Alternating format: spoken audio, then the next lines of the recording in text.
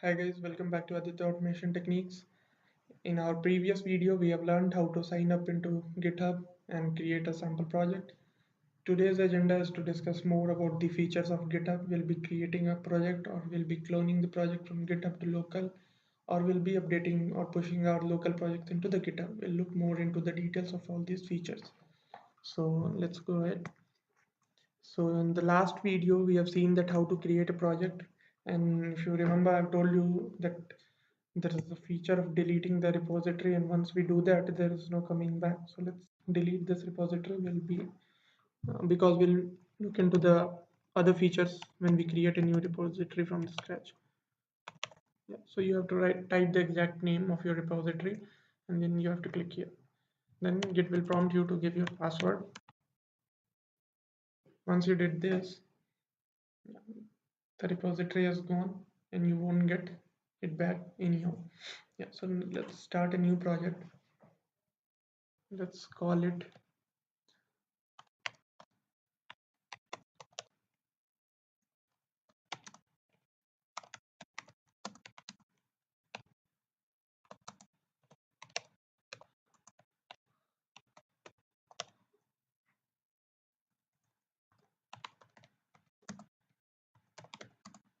okay. Yeah, so there is public and there is private. Right now we have clicked on public, and this repository can be viewed by anyone who is there on GitHub.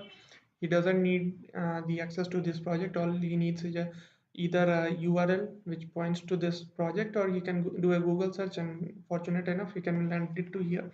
So if you don't want anybody else to look into your project, you just want a few persons, then you have to go for the private repository, and for which you have to pay some amount. Now, right now we'll stick with the public, but I'll explain you the working of private repository later in the tutorials. If you remember, last time we have clicked here to initialize the repository with a README file, and I've also added a gitignore file. This time I won't be adding any of these two. We'll simply create a repository which won't have anything.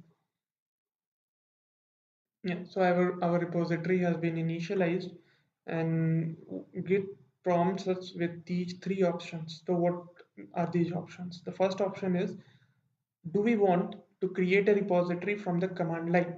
So basically what Git is telling is, if you have any if you want to create a project from the command line in your local and you want to publish that project in here, what you have to do, you have to follow these steps in your local in the command line, which we have already seen in the Git tutorial. Once you're done with that, you can publish that project here. Or if you have already a Git project, you are going to push and you want to push that project from your local to GitHub, you have to use these two commands. Or if you have a project which is already there in some other repository like SVN, or any cloud repository, you can import that, or even in your local you can directly import that here. So we will cover these two in one go, and then later we will discuss on the third one. Okay, so let's begin with it.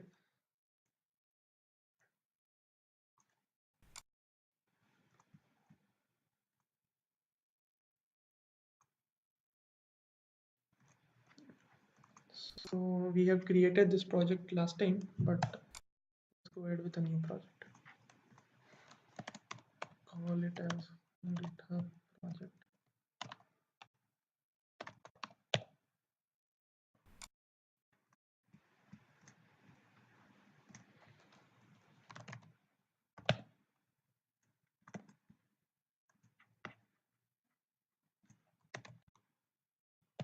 So let's say we have these two files.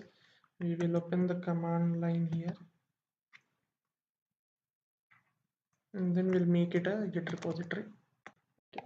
So let's follow these steps in here so we can relate it as well. Yeah, so if we have our project and we want to create it, we want to change it into a Git repository, and then we want to push it here, then we have to follow these steps. Now the first few steps are you must be familiar with if you have watched my older videos. So we'll do a git init, and it will initialize a Git repository in the project. So yeah, you can see it has been initialized as a Git repository now. So let's add those files first and commit them as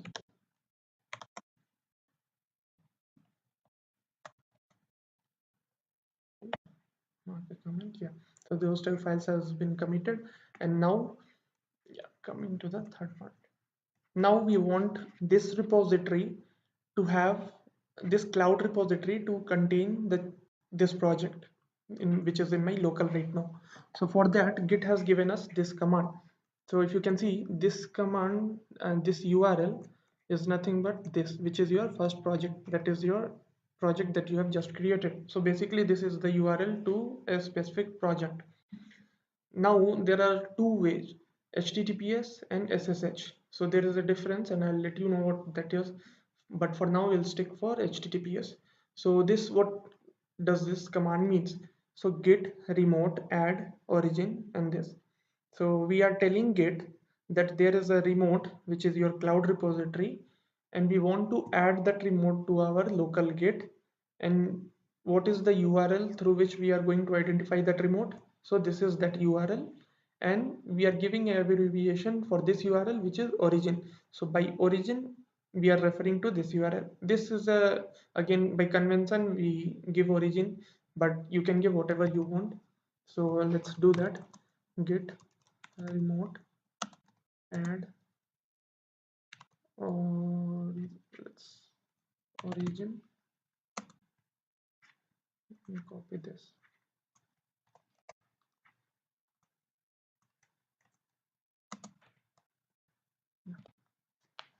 Now we will check if that remote has been added or not.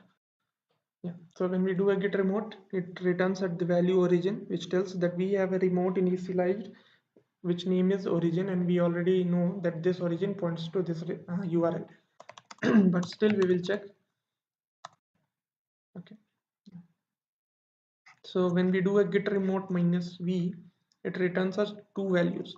What are those values? First is the origin, which points to this URL, and there is a specification given as fetch for this URL, and the another one is same URL but the specification is push. So why two different specifications for the same URL? So when we are working in our in any of the project, technically, I mean, in 90% of the scenarios, both fetch and push URL is going to be same, because we will be working in a project which is there on the cloud or in local, and we want to make the changes in that particular project. So we will be committing, we will be pushing or uploading our codes to that project, and we will be downloading the updated project from that particular URL itself. The project is not going to change. But if sometime, let's say, you want to upload the changes that you have made in your local to one project, and then you want to download the changes from some another project, so in that case you will be uploading to this URL, and so sorry, you will be downloading from the fetch URL and you will be uploading your changes to the push URL. But 99% of the scenarios, both of this should be same, because we will be dealing with one particular project. Okay, so yeah, so we have initialized this remote, we have added this remote URL, and now we are going to upload our project to this particular repository with the help of this URL. So the command for that is git push u origin. Origin is nothing but a sort for this URL, and the branch name. So suppose you have, I mean, for now we have only master branch, but when you are working in your project, you could be uploading it to some other branch also. So that time you have to specify the name of that branch. We'll do enter and we'll see. Hopefully we'll be getting an error now. Yeah, so if you can see, we got an error, SSL routine get server hello alert access denied. So we have been denied this access. So I wanted to let you guys know that if you guys are doing this on a corporate network or on a proxy network, then you will get this error where Git won't be accessed. So what you have to do, there could be multiple solutions, but the basic solution that I'll suggest for the first try is you change it to an open source Wi-Fi or your personal network, and then try. If that doesn't work out, then I'll suggest some more solutions for that. Okay. Okay, so I've changed my network to an open source Wi-Fi, and now we will see if we are able to add the changes of our local into the Git through the push command.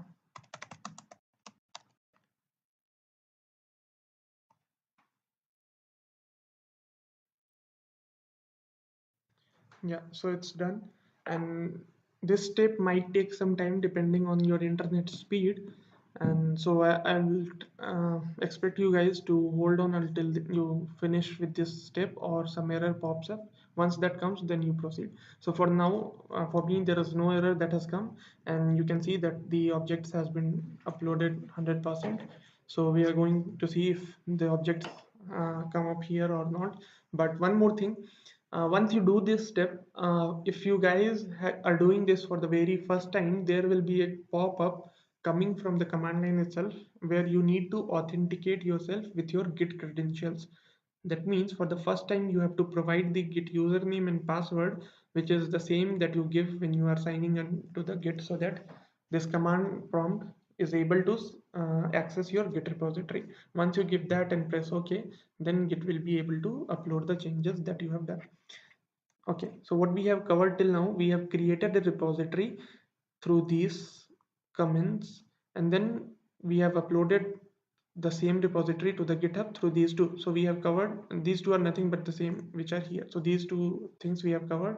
Now we are going to see whether the uploads has been reflected or not. So yeah, so we have successfully committed it to here. The file 1 and file 2 we can see over here, and we can also go to the commit history. We can click on the commit ID and we can again come back here, the file 1, file 2. So what I just did is I for every commit that you make, there will be a commit ID associated with that. So if in future you have made some, say, 100 commits, and you want, I mean, you have created a wrong commit in future, but you remember that, okay, 99th commit was the commit that was working fine, and you want to go back to there to see, check out the files. What you have to do, simply go to the commit, which I did just now. Simply click on the commit, go to your project, click on commit. You will be shown all the commits that you have done so far. For me, it's only one. So just click on the commit ID, and yeah, you will be able to see all the files. So for now there are no changes that has been done in this file. If you have done and you are into some, let's say in another commit, let's say you have done two commits, so in the second commits you have changed this file, and if you are looking the looking the commit details of that second commit, you will be shown with the changes of this particular file which you have done in the second commit. We will see all those things later, but for now we have done the commit, and yeah, we have uploaded our files. Now let's see how we can do this through command line or the GitHub tool. Okay, so that's all for this video. In our next video we will look for how to push, pull, fetch and merge the projects through command line.